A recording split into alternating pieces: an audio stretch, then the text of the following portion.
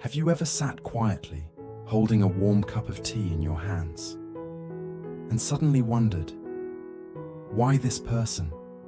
Out of billions in the world, why did I marry them?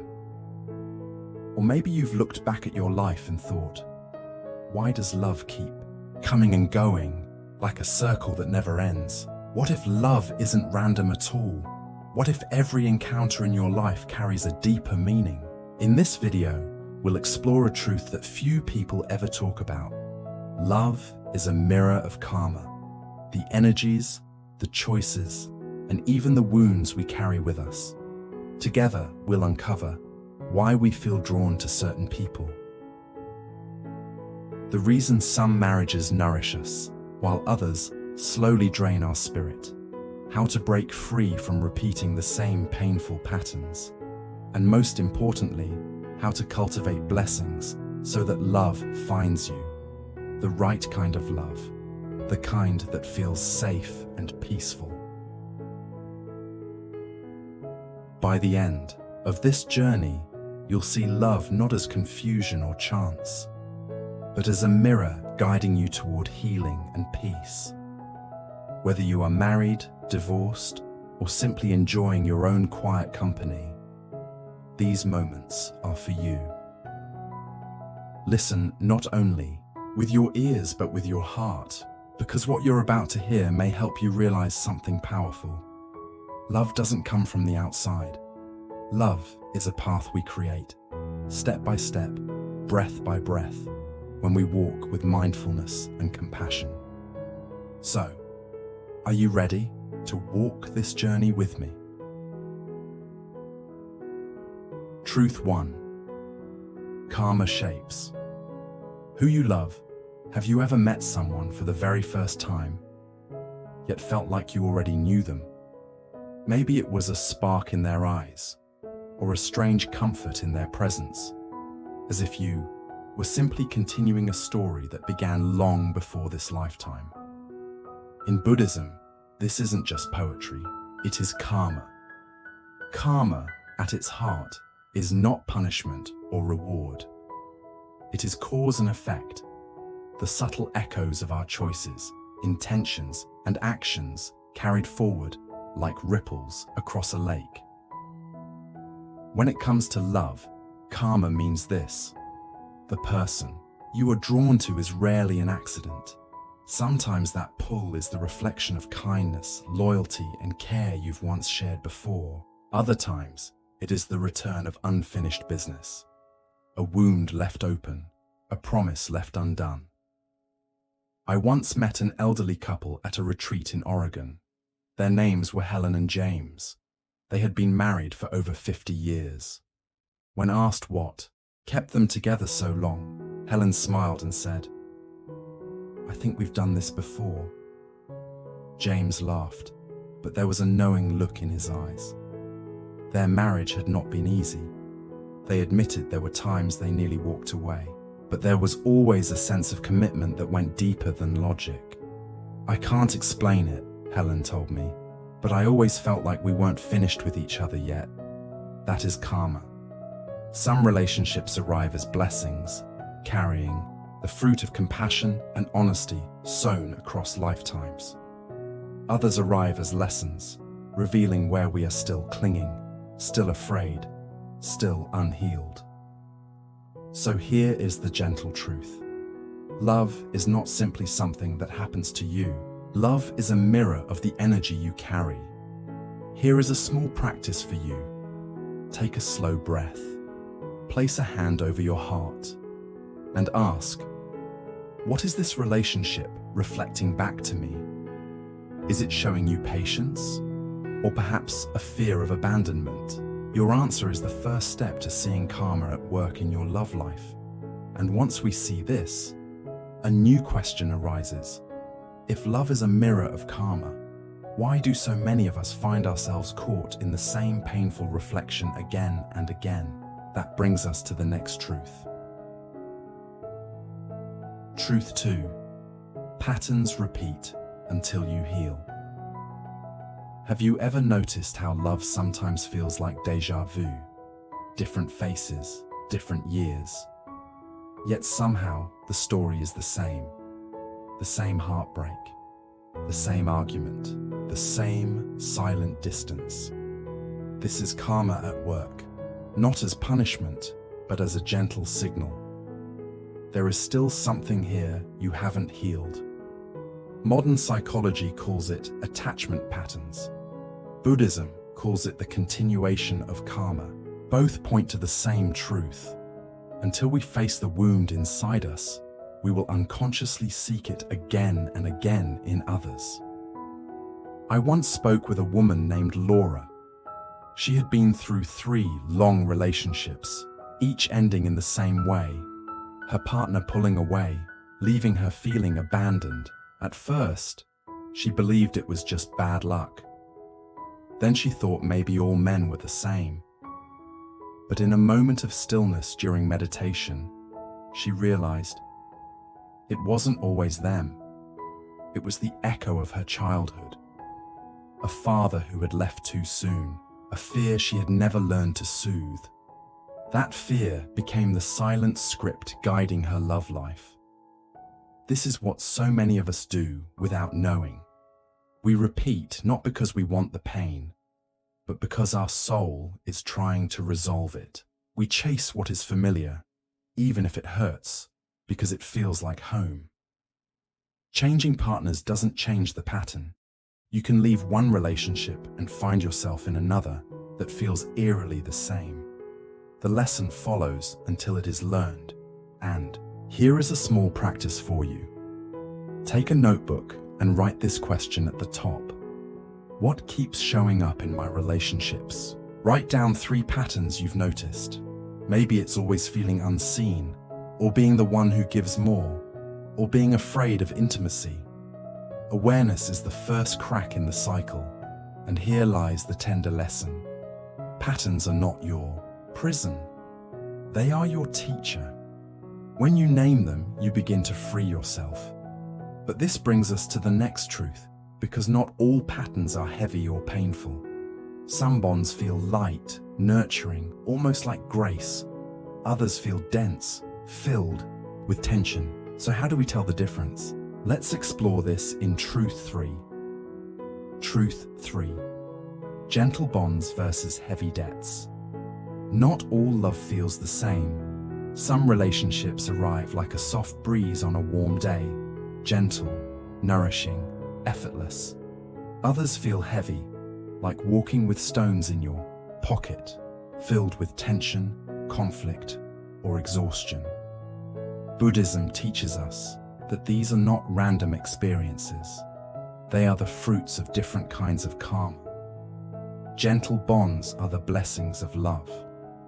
They grow from seeds of kindness, honesty, and care planted long ago. Perhaps in this life, perhaps in many lives before. When you meet someone and find yourselves naturally respectful, supportive, and balanced, you are tasting the sweet fruit of past compassion. But then there are heavy debts. These are relationships where pain rises quickly to the surface, where arguments repeat, where silence cuts deeper than words. And as difficult as they feel, they too carry a purpose. They often appear to give us the chance to face wounds we've avoided, to finish unfinished business, or to learn lessons our soul still needs. I remember listening to a young man at a temple circle. He said, "With my wife, I feel peace. She is like water that calms me." Then he paused and added softly, "But before her, I had a relationship where every day felt like fire. We fought, we blamed, and it nearly broke me. Yet, that was the relationship that taught me who I never wanted to become." Both were karma. One was a blessing that soothed. The other was a debt that awakened. But sometimes, it isn't so clear which one we are living in. A gentle bond can slowly turn heavy if we stop watering it with care, and a heavy debt can become lighter when both partners are willing to face their wounds with honesty. I once heard the story of a young woman who married her college sweetheart.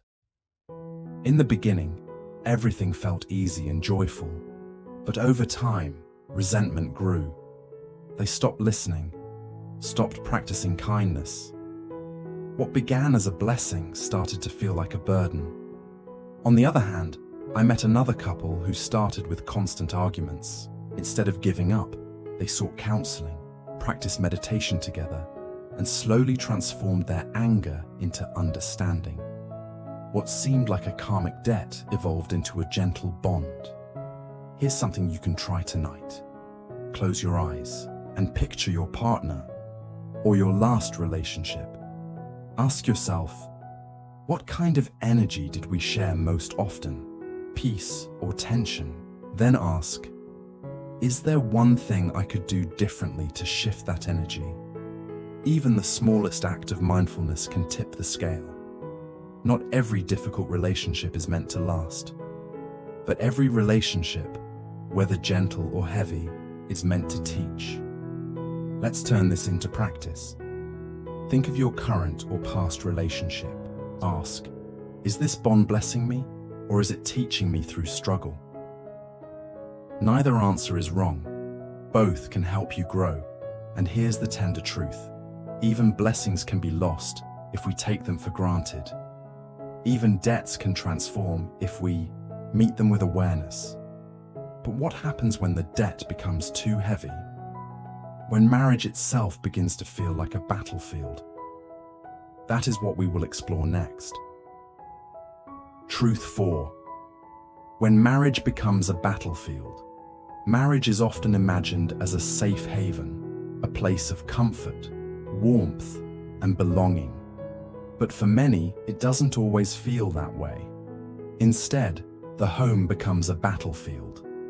Arguments erupt over the smallest things.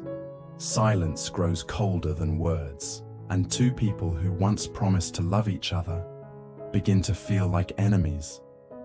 Why does this happen? From the Buddhist lens, it isn't simply about bad luck or choosing the wrong person. It is karma at work, the resurfacing of unhealed wounds, unmet needs, and unfinished patterns. Each partner brings more than flowers and smiles into a marriage.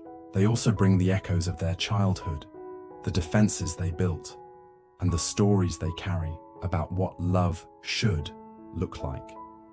And sometimes, these karmic scripts collide. I remember a woman named Judith. She once shared her story during a temple gathering. For decades, she lived with a husband who was distant, quick to anger, and rarely expressed affection. I used to think he was the reason I was unhappy, she said softly. But over time, I realized he was the mirror, showing me the parts of myself I had not yet learned to love. Her words carried both pain and wisdom, because here is the truth. The people who trigger us most are often the ones holding the lesson our soul most needs. But let's be clear. This is not a call to spiritualize abuse. If a relationship is emotionally or physically harmful, the karmic lesson may be to leave with clarity, with dignity, and with compassion for yourself. Sometimes the bravest act of love is to walk away. For others, however, the lesson is subtler. It may be to stop blaming and start reflecting, to pause in the middle of conflict and ask, what part of me is still tender, still unresolved? Because often, what hurts most today is the echo of something much older. Let's turn this into practice. The next time tension rises, try this. Before reacting, take 3 deep breaths. Ask yourself, is this pain from today, or is it the past speaking through me? Even a moment of awareness can soften the battlefield. Another mistake many couples make is believing that constant conflict means the relationship has failed. But conflict itself is not the enemy.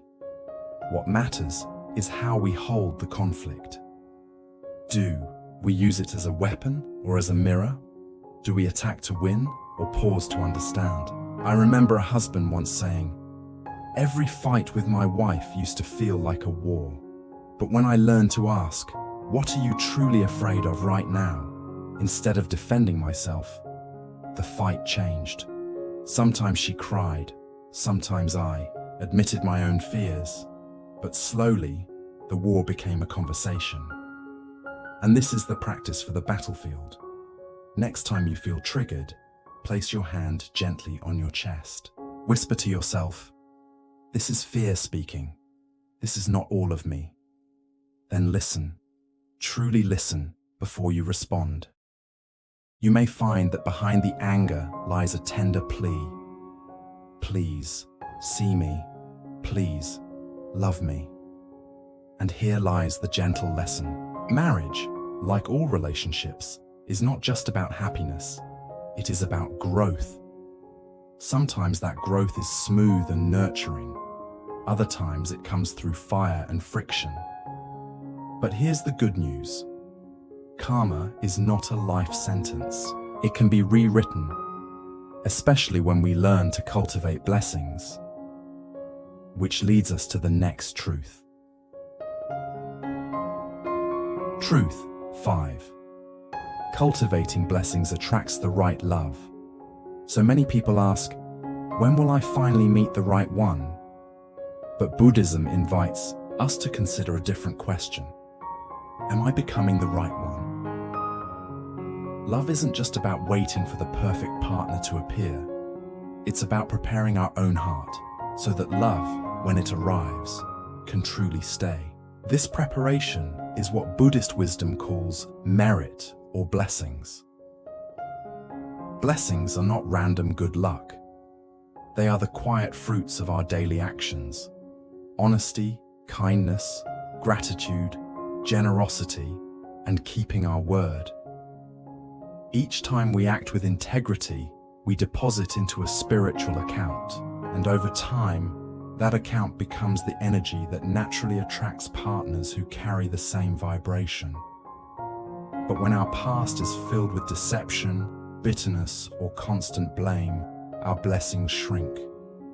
And so does the quality of the relationships we invite.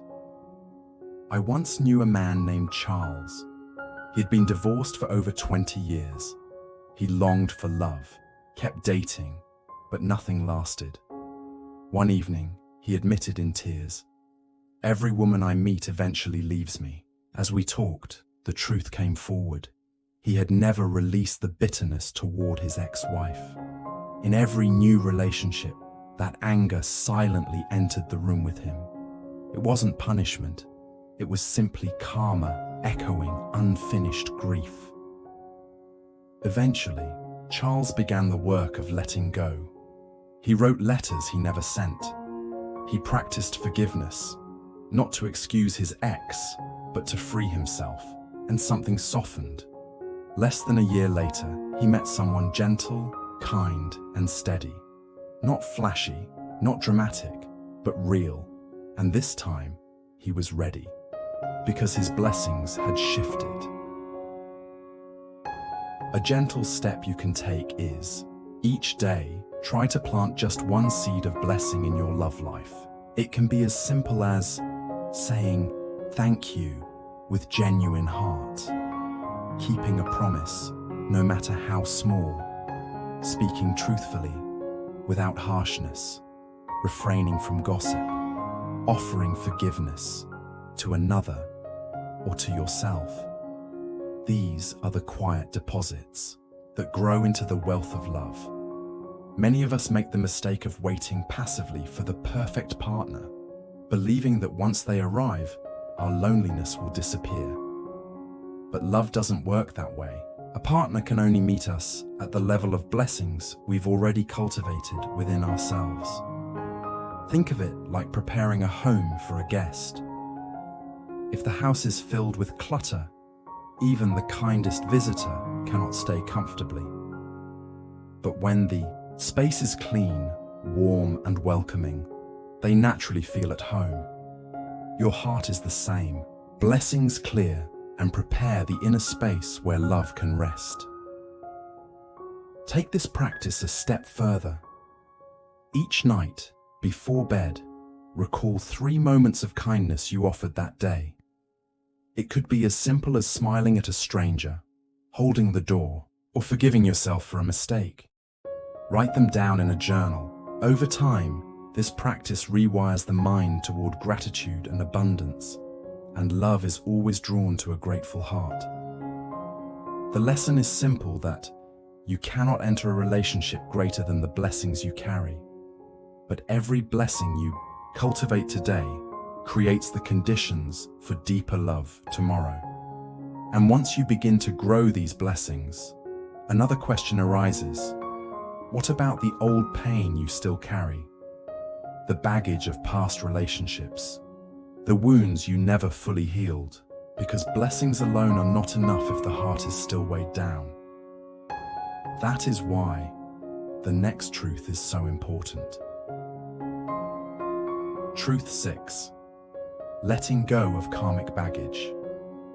Imagine trying to start a new journey while carrying a backpack full of heavy stones. Every step feels harder. Every mile feels longer. This is what happens when we carry our past pain into our present love. Buddhism teaches that karma isn't only about great events or major choices. It's also about the subtle imprints left behind. Betrayals we never forgave, regrets we never released, fears we still keep hidden. When we don't tend to them, they become baggage. And no new relationship, no matter how promising, can breathe freely under that weight. I once met a woman named Teresa. She was 68, graceful and wise, yet had lived alone for nearly 2 decades after a painful divorce. Whenever someone showed interest in her, she found a reason to push them away. "They remind me of my ex," she'd say, or "it's not the right time."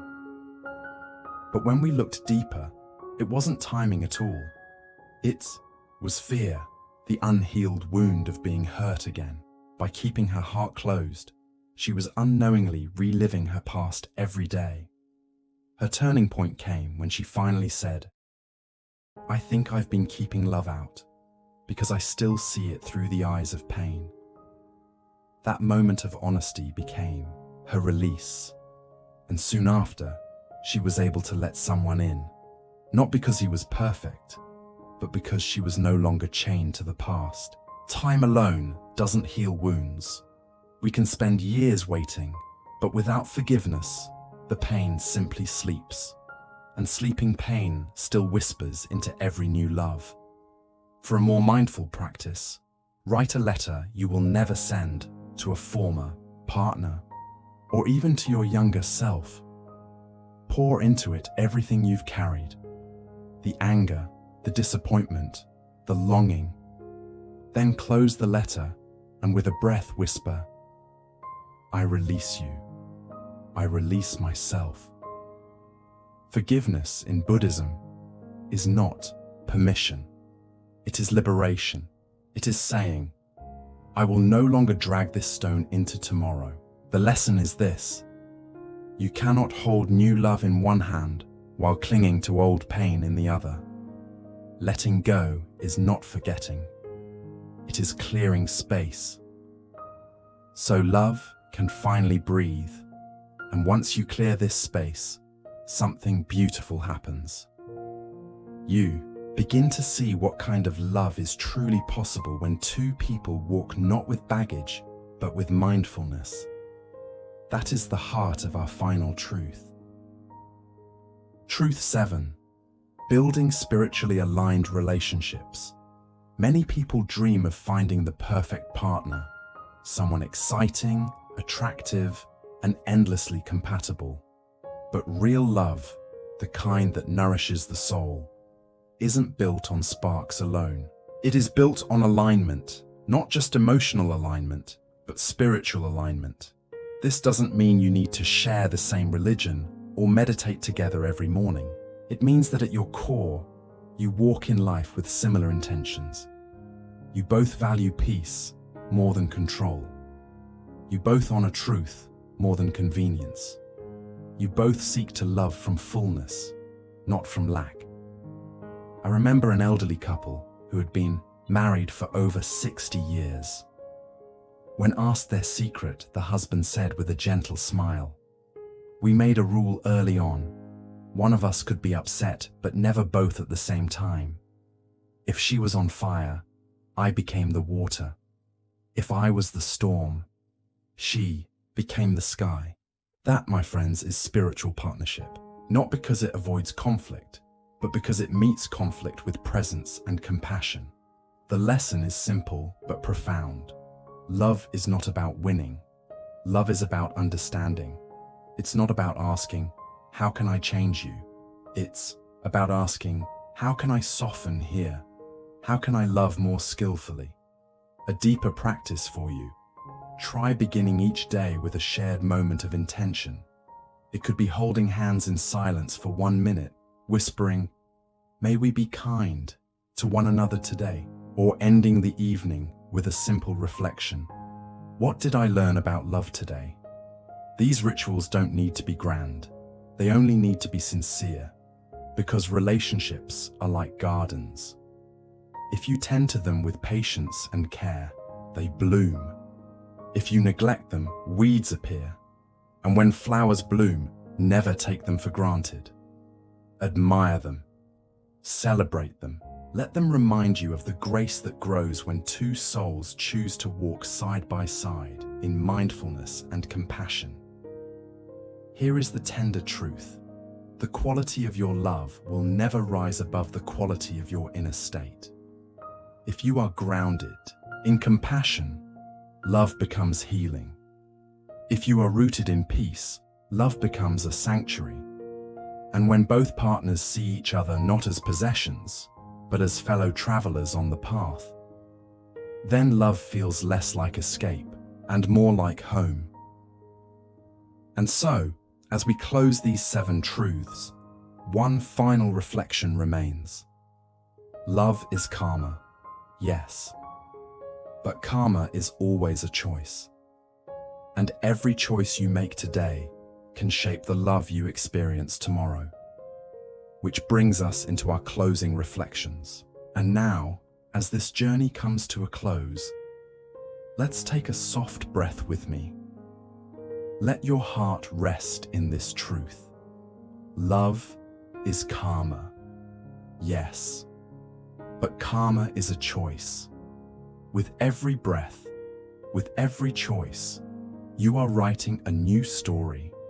We began with the truth that karma shapes who you love, that every encounter carries meaning, not accident. We saw how patterns repeat until you heal, reminding us that the same story returns until the lesson is finally learned. We explored gentle bonds and heavy debts, and how some loves arrive as blessings, while others arrive as teachers. We faced the reality of when marriage becomes a battlefield, and how even conflict can reveal the tender parts of ourselves still waiting to be healed. We learned that by cultivating blessings, we invite love that is steady, kind, and worthy. We release the heavy stones of the past by letting go of karmic baggage, creating space for new love to breathe. And finally, we saw how to build spiritually aligned relationships, where two souls walk side by side, rooted in compassion, peace, and mindfulness.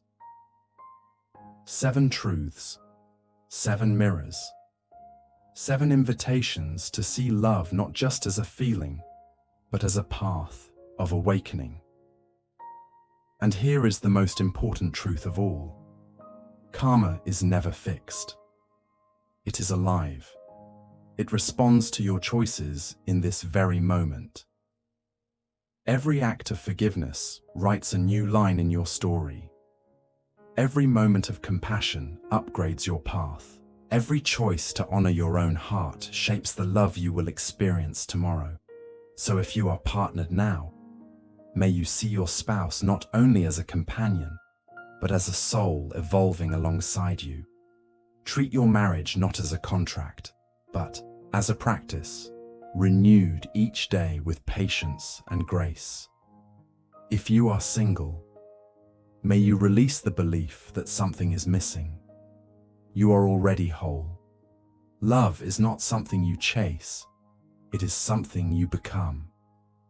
And if you carry wounds from love, may you meet them not with shame, but with reverence. For those scars are sacred.